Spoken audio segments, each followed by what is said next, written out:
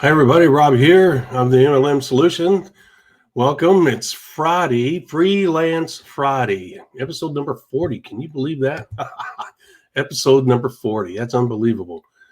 Well, with that being said, we're going to be going live here very shortly. It's currently 10:57 a.m. Eastern Standard Time. As you know, we go live each and every day, Monday through Friday at 11 a.m. Eastern Standard Time. If you will, please share our platforms and our podcast with our fellow network marketers all across the globe. You can do that by utilizing hashtag the MLM Solution, hashtag the MLM Solution. Also, go to our website, themlmsolution.net. You can share our website as well. Hit the share button. And the same thing on our social media platforms. We say thank you in advance. As you know, on Freelance Fridays, we talk about anything. Current events, life episodes of our own, network marketing information. We always talk about the good, the bad, and the ugly. We talk about subject matter that no one else would touch with a 10-foot pole. They're afraid for you to know this stuff, but we feel that you have a right to know this stuff, and it will empower you instead of hurt you. That being said, I'm going to hop off here. We'll see you very shortly. Thank you.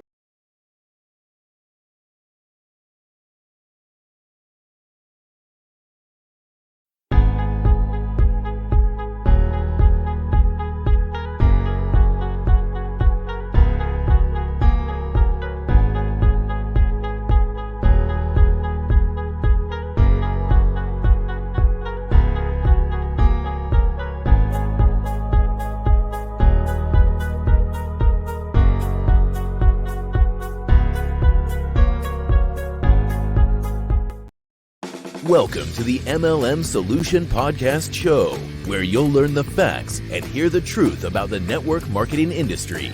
Here's your host, Rob Cootie.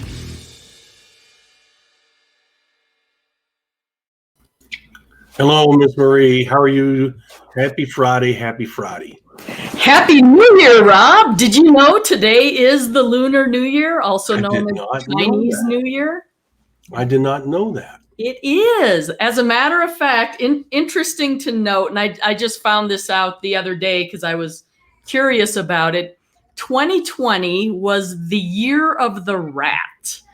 Ooh. And so yesterday was the end of the lunar year for 2020, the year of the rat. So we're finally done with that. They based their lunar year on signs of the zodiac. So the animal for 2021, which we are now in because it's the new year, is the ox. And let me just read this to you. I thought it was really interesting. The second animal of the Chinese zodiac, the ox, denotes the hard work, positivity, and honesty that will be manifested in all of us in the coming 12 months, according to astrologers. I thought that was really encouraging. That is. I like to hear that. I know. Maybe we ought to start every episode with that. Year of the ox. Yes. We need to promote that. So I don't know. I think hopefully that bodes well for everybody's network marketing businesses. I would agree. I hope you're right. I hope you're right. And I hope that people enjoy and utilize our information, Miss Marie. I really do.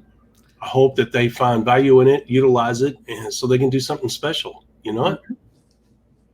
Absolutely. Well, we've got a whole lot of content out on our website, which is themlmsolution.net. If you want to go check that out, lots of great information there. Ebooks, audios, videos, just covering just about every aspect of your network marketing business you could possibly imagine. Right. And our whole goal, of course, is to help you achieve your goals, get to the level of success that you're seeking in terms of income, time freedom, and lifestyle. So check out our website. I agree. Thank you for that advertisement. Yes, go to the website. Oh, man. I tell you what, I forget about the website sometimes, and thank God you're on top of it. You think as much time as I spend there, it would be on the forefront of my mind, not the last thing. But you know what? Because of the fact that I'm on there all the time, it becomes every day. And it's something that, you're just kind of like, okay, I'll do that later, never thinking of it as a promotional tool, but more as I got to get that work done. So I think I have a different feed. Thank you for doing that. I have a different feel for it than you do. Well, that's true. And the other thing too is when you're not working on it, maybe your brain just doesn't want to be thinking about it. Yeah, good point. I agree. I think that's very realistic there. So it's Friday, Miss Marie, which means it's a Freelance Friday where we can talk about anything we want. Mm-hmm. And there's certainly enough to talk about in this crazy upside down world that we have. But we want to remain positive and not negative, right? So. Well, I was going to say this is kind of a celebratory weekend, right? We have the Lunar New Year falling on Friday, exactly. Which is exciting. And then you know what Sunday is, right? Yeah. Yeah, I do. It is Thanksgiving. It is Valentine's. Well, you're going to be on the couch Sunday night, man. Boy, I know it. It's Valentine's Day. Yeah, you're right. Shh. I don't want her to hear me. I don't know. I know a lot of people get excited about Valentine's Day and celebrate it. I've always been kind of the opinion that it's one of those Hallmark holidays.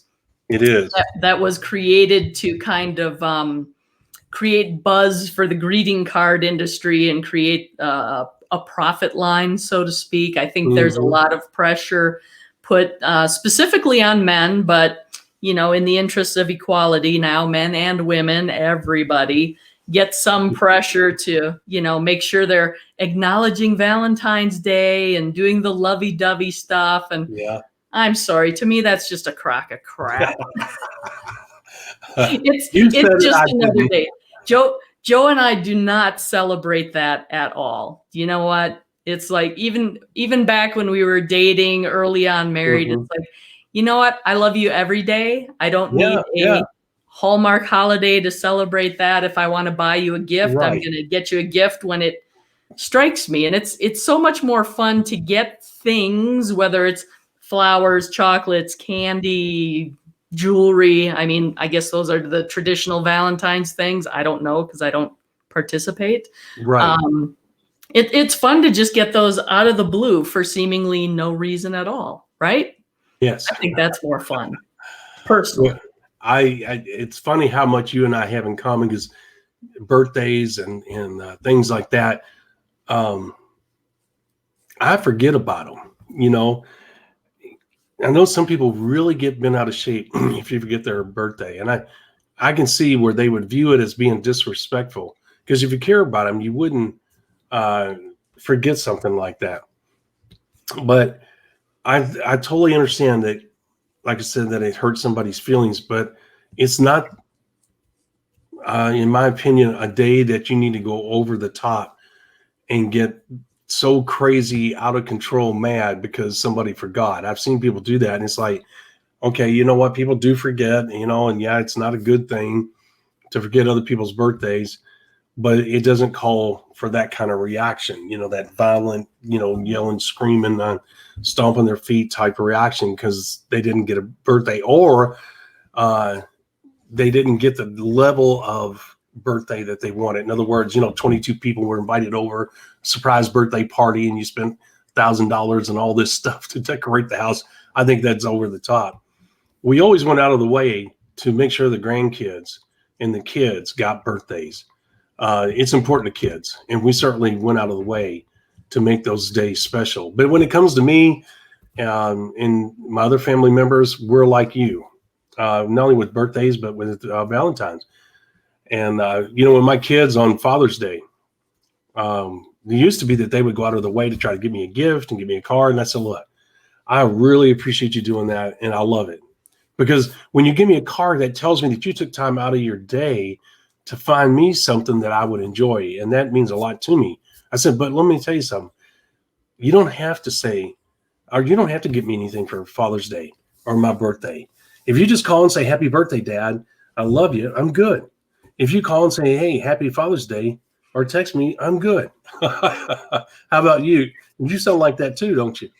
Well, kind of, and it's a little bit funny because I remember growing up, my dad, he was a pretty simple guy. He worked hard, he was consistent, always, did the right thing, bit of a perfectionist, and huge sports fan. Mm-hmm. But he was hard to buy for because when I was growing up, his favorite things were Pabst Blue Ribbon beer Oh my gosh. and Winston cigarettes. Wow. And as a kid, you can't go buy that stuff. So I remember one year, I think I was maybe 10, 11, 12, I don't remember, somewhere in that range, bought him this gift box Old Spice pack for his birthday and wrapped it up and gave it to him. And he never actually used it. It sat in the linen closet. So his birthday's in March. And then that Christmas, I found it in the linen closet. So I wrapped it up again and gave it to him for Christmas. And it landed back in the linen closet. So I wrapped it up and gave it to him for Father's Day. So I think this went on for 3 or 4 years running. His birthday, Father's Day, and Christmas. He got the same gift. And he always reacted to it exactly the same way. I mean, I even questioned if he realized I was giving him the same thing over and over. That's funny. Now that's a good story. That's awesome. And what did he say? He'd just be like, "Oh, that's really nice. Thank you." Like, great. And now that I say that, the next time I'm back at my folks' house, I'm going to have to go check the linen closet. I wouldn't be surprised if that gift box Old Spice thing isn't still there. That is a good story. That is a good story. And I think a lot of families have those kind of stories, don't you? Oh, probably. I can't imagine that they wouldn't. Yeah, I don't know. My family is awesome. We always like to say we put the fun in dysfunctional. Now that's good. You come up with some good ones, I tell you. That's a good one. I like that. The play on the words there is impressive and fun. Well, if you saw my family. Oh, man, I tell you how interesting life can be at times, especially with stories like this. Yep, for sure. So, you got anything planned for this weekend? As a matter of fact, we have an anti-Hallmark holiday dinner happening at our house tomorrow evening. We're having a bunch of friends over. I have a good friend of mine. She celebrated her 50th birthday on February 1st.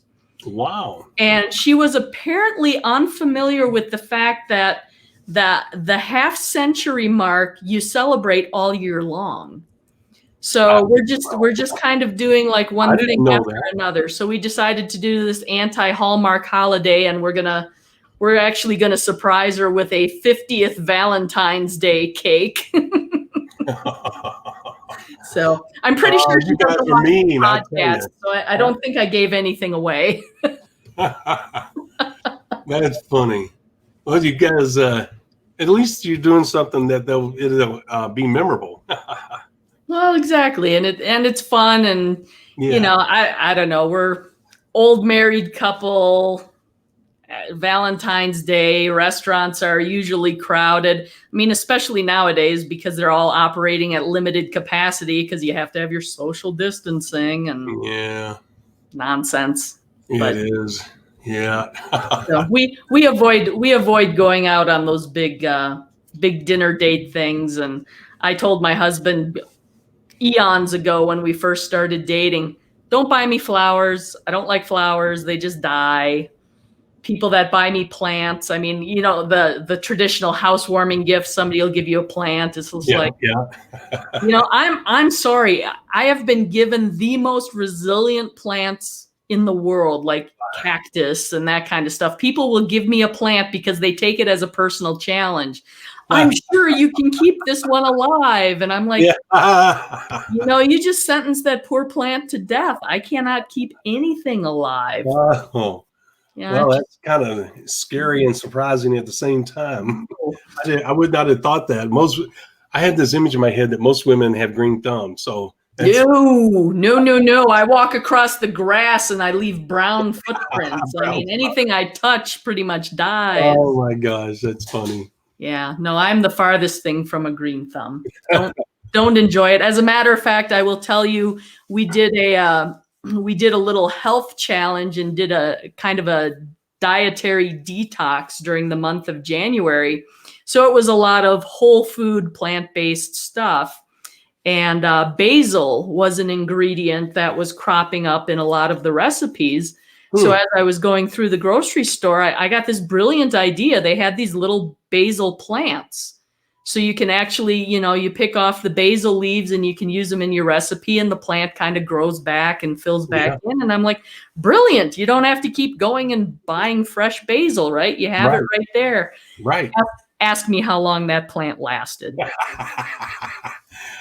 Based on your response, I would say probably a couple days. Yeah, that was about it. Joe managed to revive it for a minute. Oh no.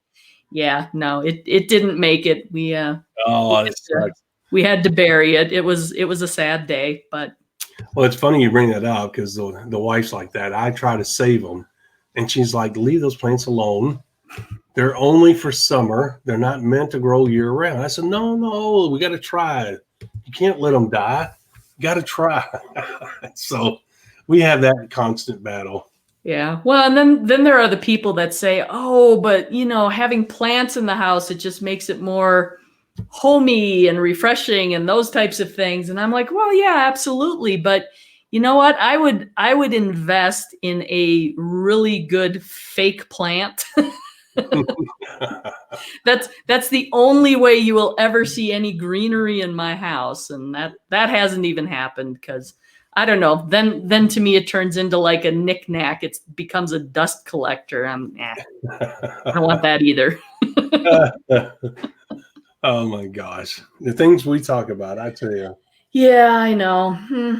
And how are our Freelance Friday episodes so popular? What's up with that? Yeah. I really don't know. So what'd you think of the Super Bowl? I really didn't watch it. Okay. Because I haven't been watching much in the realm of professional sports. I caught a couple snippets of it. Mm-hmm. I have really good friends that were cheering for both sides. Mm-hmm. But I have closer friends here that are Kansas City Chiefs fans, of course. Yeah. And I tried to warn them. I said the Kansas City Chiefs are going to have to play absolute perfect football in order to win this Super Bowl, because they have a couple things working against them. The NFL, I think, and this is my own personal conspiracy theory, if you want to call it that, the NFL gears things to their benefit. And I mean that from a financial standpoint. Well, of course. The Kansas City Chiefs won the Super Bowl last year. Right. And they made it back, which is an impressive accomplishment, because just to get to back-to-back Super Bowls, much less win them back-to-back, it is very hard. Most people that aren't involved in sports and athletics and those types of things, you just don't understand the level of commitment that requires. Yeah. So absolutely impressive to the Chiefs, and congratulations to your fans for getting there for a second year. That's exciting, but to lose is always super painful, especially when it's the big game. Oh, but yeah. Like I was saying, I told my friend, I said, they're going to have to play absolutely perfect football, because the NFL is going to want Tom Brady and the Tampa Bay Buccaneers to win that Super Bowl. So the ticky-tacky calls are going to go in favor of the Buccaneers. And they did. You nailed it. You told me that, And did I mention that to you? Yeah. Yes, you did. Absolutely. So I watched the opening kickoff, and I don't remember. I don't think it was the kickoff. I think it was one of the punt returns, because they kind of went back and forth pretty quick. But there was the punt return where Tampa Bay was receiving, and they let the ball drop, and it bounced in their favor. So it bounced back towards. Or I'm sorry, it was the Chiefs receiving. It bounced back towards the Tampa Bay Buccaneers. and started going that direction. So everybody was kind of moving away. Well, the Chiefs player comes and scoops it up and starts running with it. And all of a sudden they're blowing the play dead. I know, which really surprised me. Saying the ball had hit out of bounds before he picked it up. Yes. They never showed a replay showing that. They basically lost, I don't know how many yards, probably at least 10 to 15, moved them back on the field. And I looked at Joe and I said, right there we go. That's exactly where it starts. It's those little field position things. They're not flagrant calls. They're not the calls that are going to change the game. But it's going to help things go Tampa Bay's way. That's right. Because one of those little things keep building on top of the other one. Yeah. And all of a sudden you get this huge advantage when it's all said and done. Yep. And I will say to the Kansas City Chiefs fans out there, yes, the refereeing was against you. Things did not go your way. Not fair and not the way it should be. But you know what? Your team didn't do much to help itself either. That's right. They did not play well. They probably had their worst game in 2 years? A long time. They only scored field goals. They didn't even score a touchdown. I know it. So I expected the game to be closer than it was. Mm-hmm. But the combination was it was lethal and it's painful. But you know what? It's going to motivate those Chiefs next season to get back again. And I would not be surprised if you see the Kansas City Chiefs in their third consecutive Super Bowl next year. I would think so. I could see that happening. Absolutely. Yeah, good point. And what a great insight. You were absolutely right. I agree with everything you said there. And for someone that didn't really watch the game, you pretty much knew what took place and had a great insight into it. I could say the woman referee last night really did herself well. And I don't give a crap. As long as she can do it and, does the job, what difference does it make? And I'm not trying to be politically correct. You know me. I don't give a shit about that stuff. But you got to – sports things on my last nerve. Yeah, exactly. That is taking away scholarships from girls for people who have testosterone that they don't have. I know. Because they don't have the strength. Yes. But that I don't care who is the referee, because the thing is, Marie, as long as they can call the game and follow the rules, I'm good with it. And, I mean, absolutely. I have no problem with women referees, umpires in any sport whatsoever. The one thing I will say is and impressive, and I'm ashamed that I'm not coming up with her name. That woman who refereed in the Super Bowl on Sunday night. She has got to keep her head on a swivel at all times. Because depending on what role she's playing on the referee, I think she was like one of the sideline judges on Sunday night. But if she's going to be one of the back judge on the field or something like that, and she's in the field of play, you've seen this how many times? Oh, yeah. Male referees get knocked flat by some of these players because they just don't see them. They're in a blind spot, whatever happens. Right. And, there have even been instances where tempers have flown and players have gone after referees. Oh, yeah. Can you imagine an NFL football player? I mean, you're talking guys that are over 6 foot, 300 pounds. I mean, coming after a woman. I mean, I'm probably a larger than average woman, but I'm like 5'8" and half that in weight. I mean, I'm going to become part of the AstroTurf. I'm not sure I'd want to be out there. No. Well, if you got any common sense about you at all, and I'm not talking about a woman, but if you have any common sense about you, it's a human being around 300 plus pound men that are 6 foot tall and taller, whether you get in their way accidentally or on purpose, that's just asking for major trouble. Because, the 300 pounds moving that fast, that quickly, with that much strength, if it hits you, it is not going to end up good for you. So I totally get what you're saying. And you're right. And any of those NFL referees, I don't know what the situation is as far as pay and insurance coverage and those things, but I hope they have a really strong medical plan with short and long-term disability. And for the women, if you're going to referee in the NFL, get yourself a really good life insurance policy. Yes. Well, yeah, exactly. And you know what?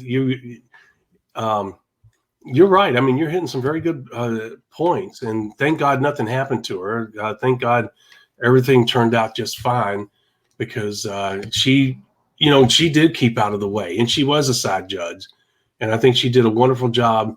And I really don't. Here's the thing. I really hate even talking about it, because I don't give a crap if she's a woman. I don't care about political correctness. I don't care about the social justice bull crap. You know what, Marie?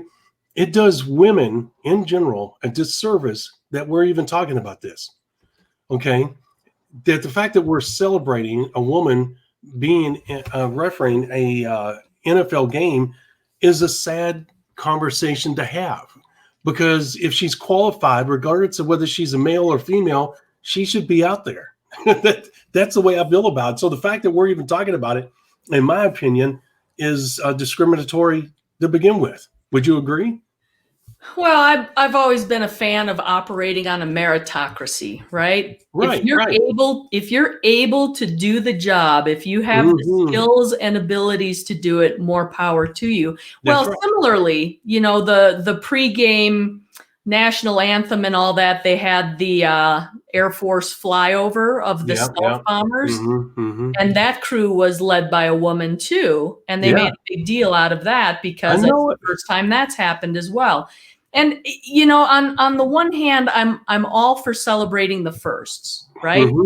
And it's kind of sad that it's taken this long to get to those firsts, but you have to realize, and I know I'm going to get hate mail for this one, there are fundamental differences between men and women. Yes. There just are. There are always exceptions to the rule.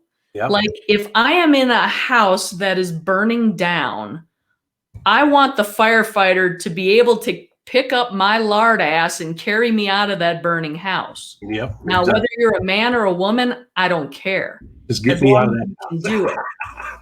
But you cannot change the qualifications for a position to allow for diversity, however that goes. I know it. If the qualifications to be a firefighter is that you can pick up 250 pounds and drag it 50 yards in X amount of time, if there are women that can do that, go for it, girl. I'm all for it. Right. There are men that can't do that. No. I wouldn't want them to be firefighters either. They should be disqualified. Yeah. But if you have a woman that, she can pick up the 250 pounds, she can carry it half the distance, she never really gets that far, but close enough for government work, let's make her a firefighter. No, absolutely not. Right.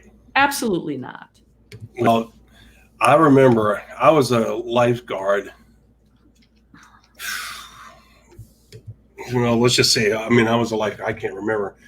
But I was a lifeguard, and we had women, as you can imagine, that were lifeguards as well, right? And Miss Marie, we didn't give a crap.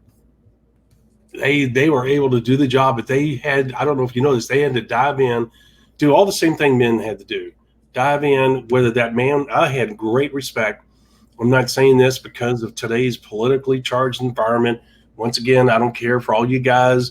I don't care about social justice, bull crap. I don't care about politically correct. But here's the thing, Miss Marie. This was the early 1980s.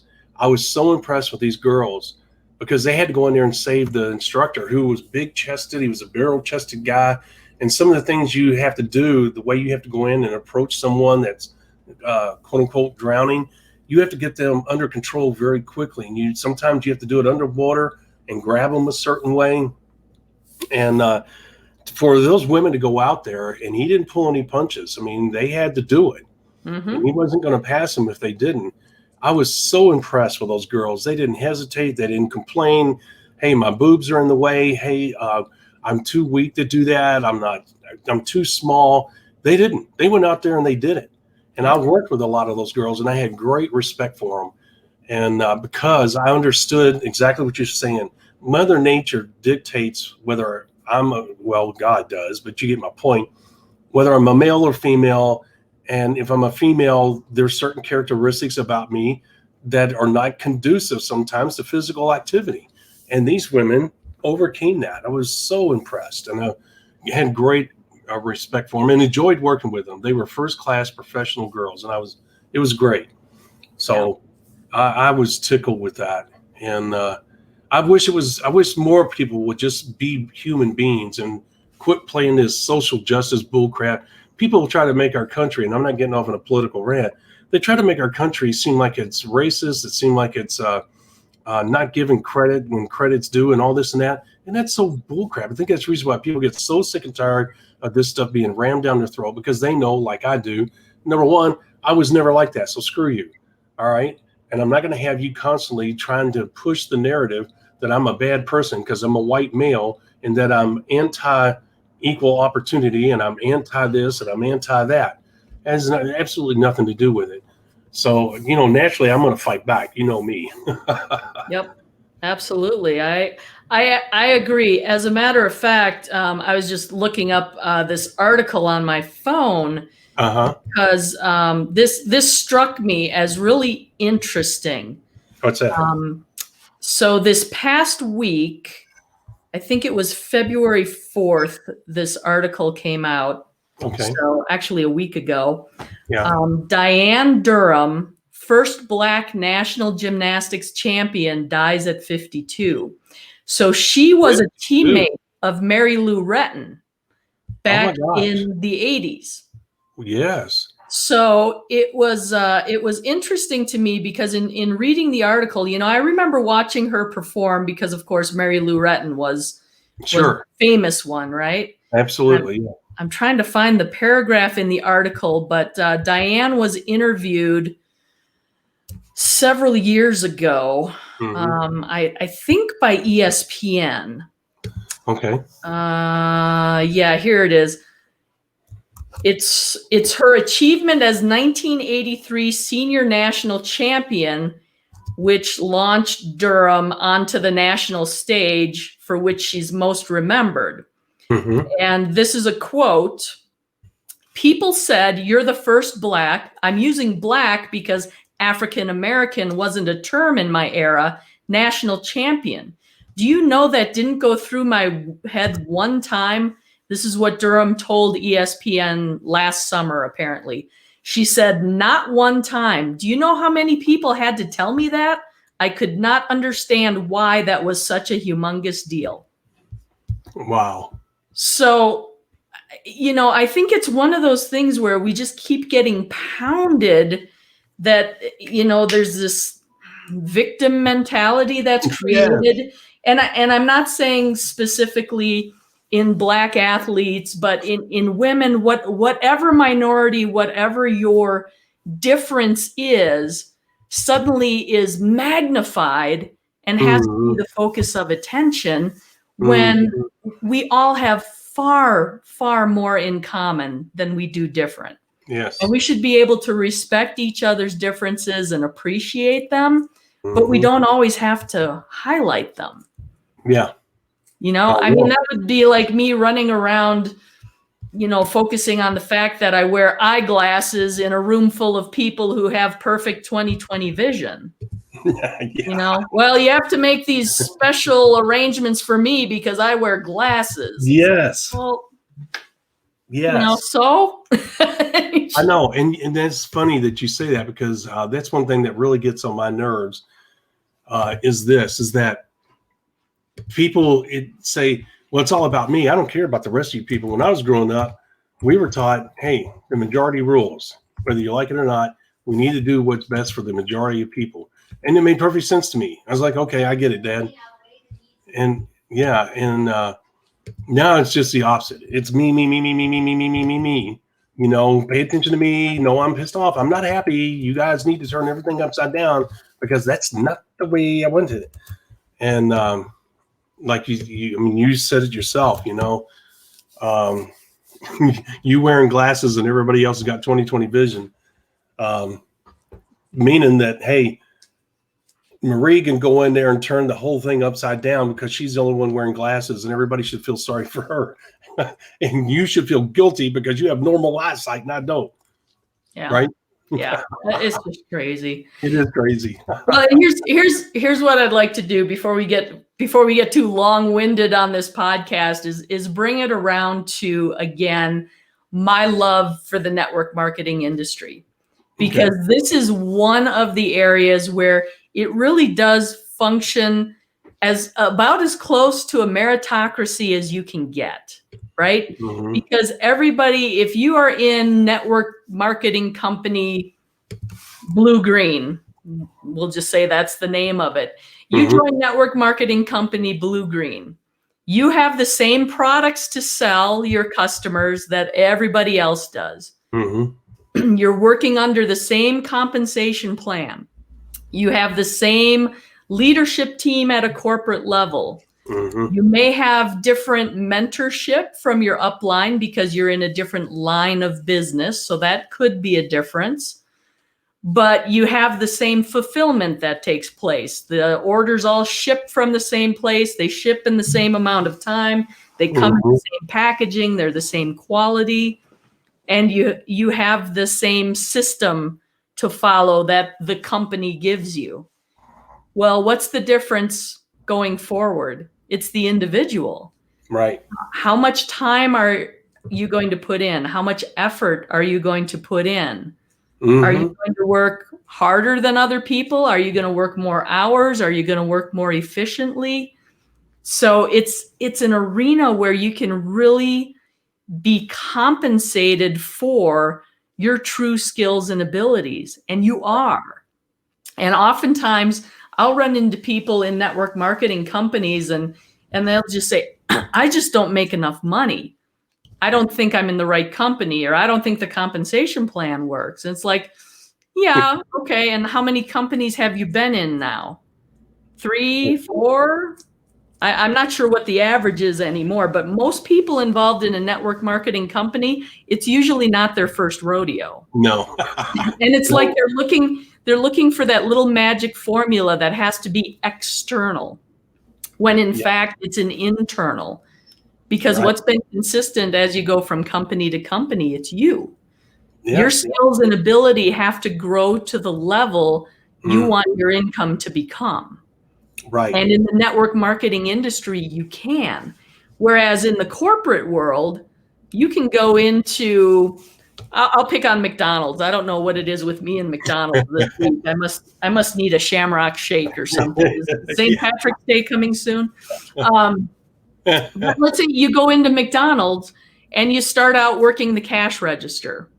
And it turns out that you're really good at that. And then they promote you to fry cook, or then you get to make the hamburgers, and then you get to take orders at the window. And then you become an assistant manager and you're responsible for some scheduling and, leading other people and training and those types of things. There's a growth path, but there's only so many positions and so many people can get to the point of becoming the manager. There's only one manager at a McDonald's store, right?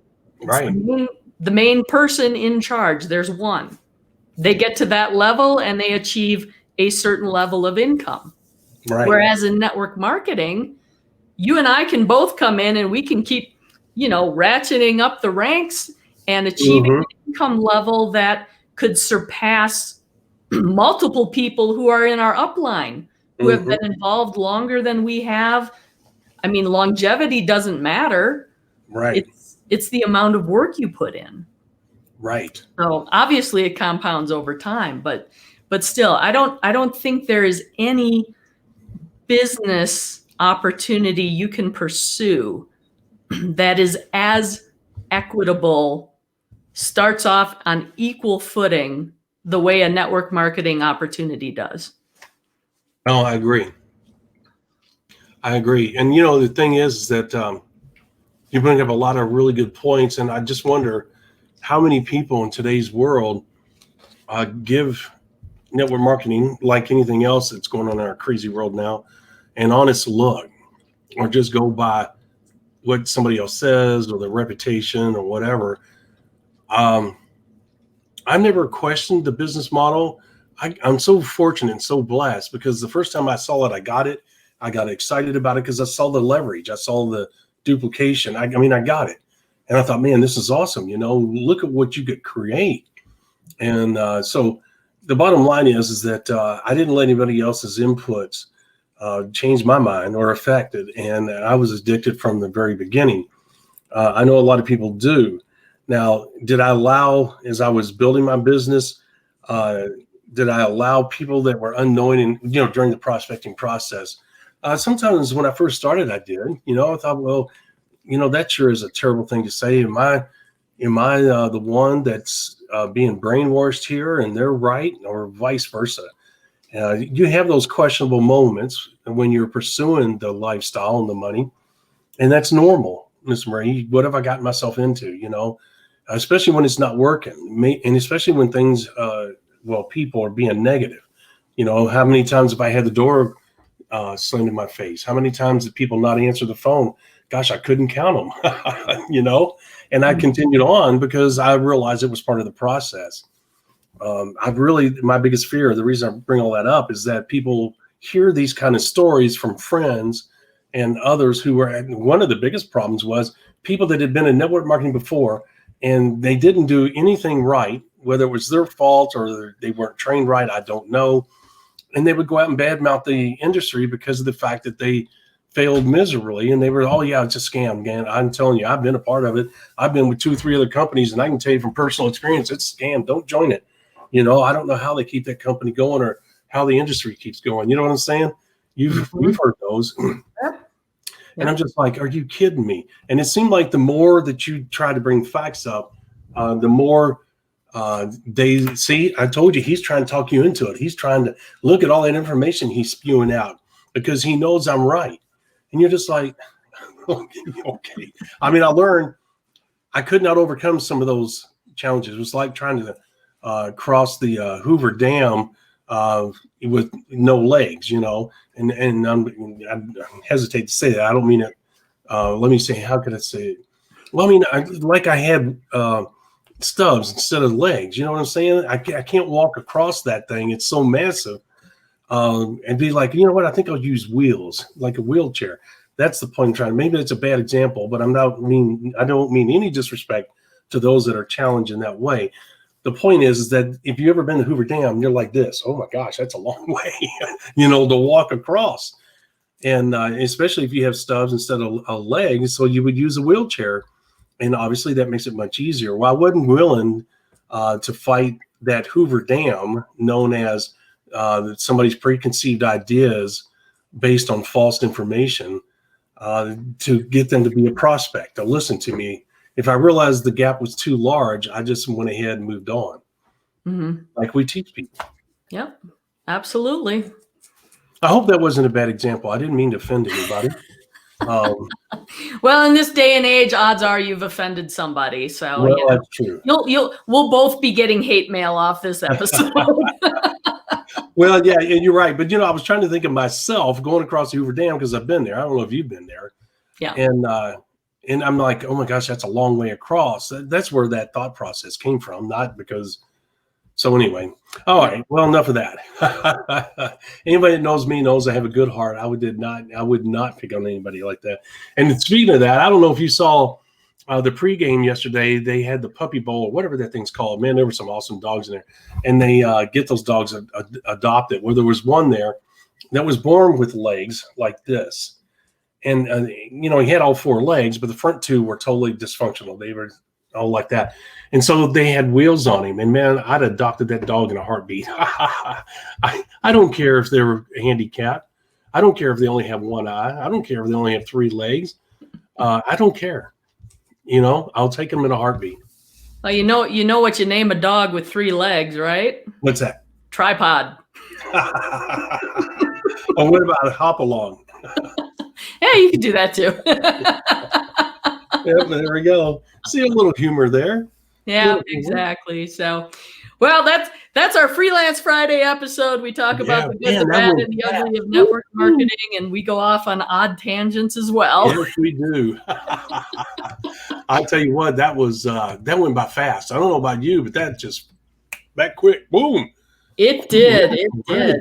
Yeah. So okay. Monday. Yes, Monday. What is it? Monday morning, 11 a.m. Eastern time. Join us back here live. We are going to be talking about sponsoring 100 people, because we often talk about the fact your 90-day mini blast, your first one that you're going after, you're looking to sponsor 100 people at 100 personal volume to get you to that 10,000 group volume, which creates a significant income. So we've never really talked specifically about sponsoring 100 people.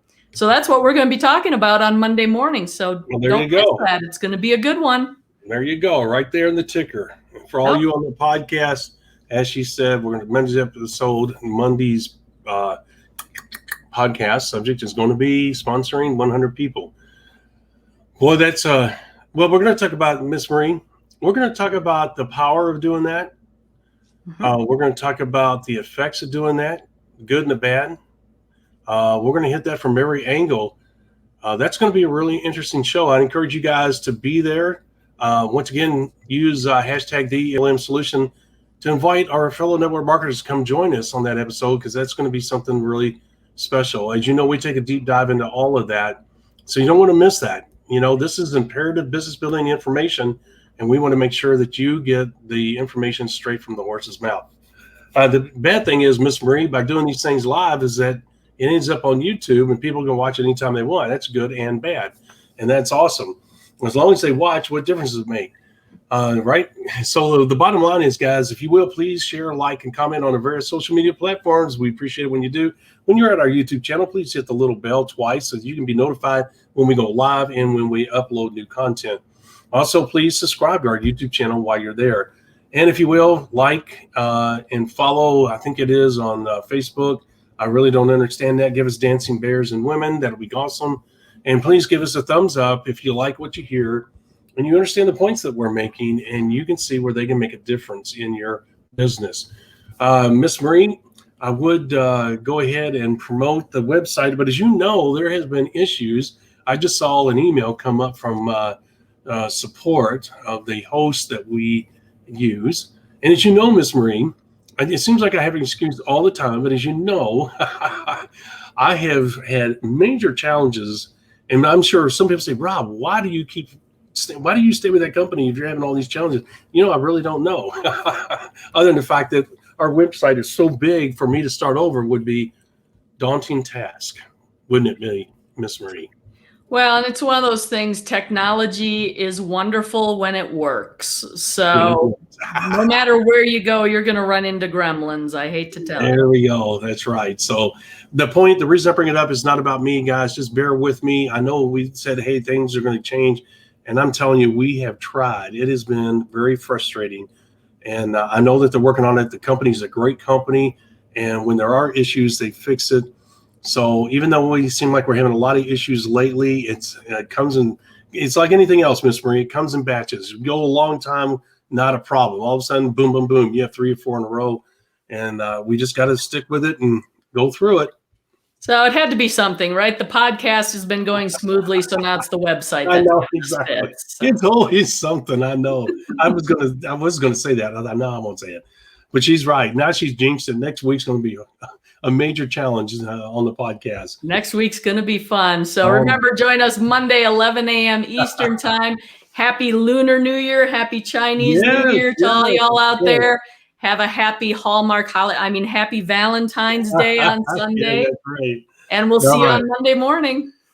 All righty. Everybody take care. God bless. Be safe. We'll see you Monday at 11 a.m. Eastern Standard Time. Let's go, Miss Marie. Let's get out of here and start the weekend. Thank you for listening to the MLM Solution Podcast. For more info, visit our website, themlmsolution.net. Please follow us on the following platforms: Facebook, YouTube, etc. And share this podcast with our fellow network marketers around the world by hitting the share button on our various platforms.